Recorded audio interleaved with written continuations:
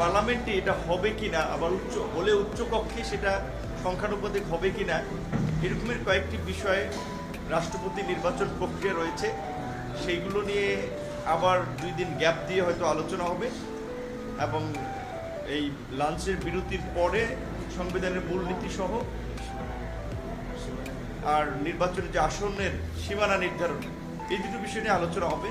কিন্তু মূল বিষয়গুলোতে গত 3 দিনের মতো আজকেও বলা চলে অমীমাংসিত।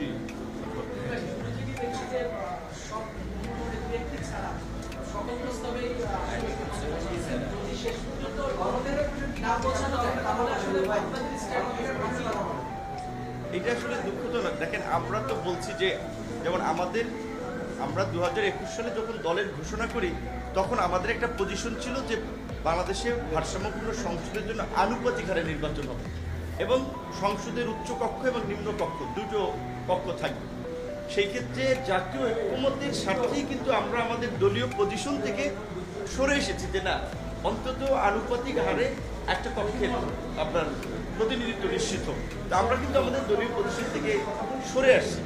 এমনকি প্রধানমন্ত্রীর ক্ষেত্রেও বলেন যে আমাদের দলীয় পজিশন কিংবা অনেক দলই যে পজিশনটা যে 2 বারের বেশি কেউ প্রধানমন্ত্রী থাকতে পারবে না।